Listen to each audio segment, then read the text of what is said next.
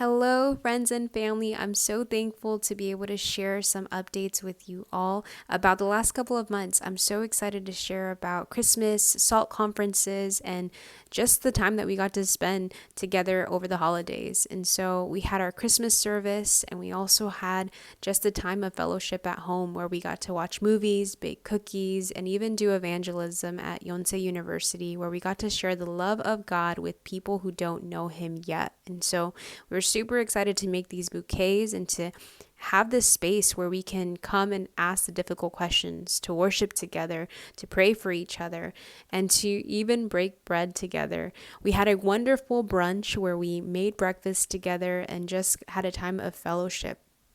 I also had the opportunity to go back home recently, and that was mainly for the SALT conferences, which is the SALT conference is actually where I really accepted the call in my life to do missions. And so in that time, I got to spend time with my family, see them, also my church family, to do evangelism and outreach in Sacramento.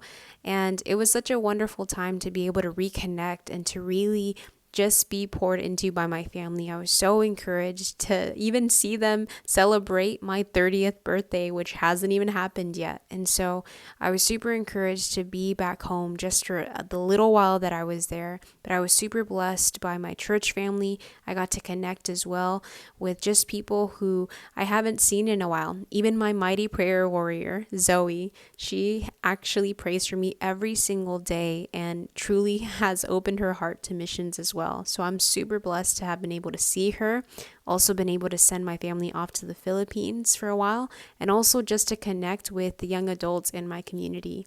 And so I was super thankful also for the good food. And I was off to the salts.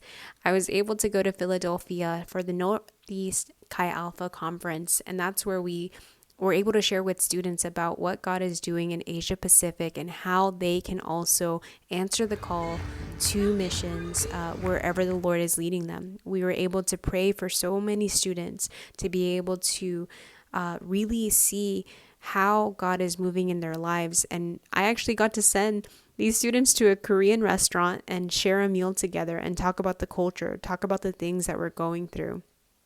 Not many times do I get to celebrate celebrations with my family when I'm here, but I also got to see some friends who I haven't seen in a while. And so I'm super thankful for the opportunity to be able to pour into the lives of these students and also get to be a part of my family dynamic for just a couple of weeks. And so I also got to just answer so many questions. A lot of these students were really eager to hear about my story, hear how my call to missions, and hear just like their story, where they're at, what questions they have about their calling.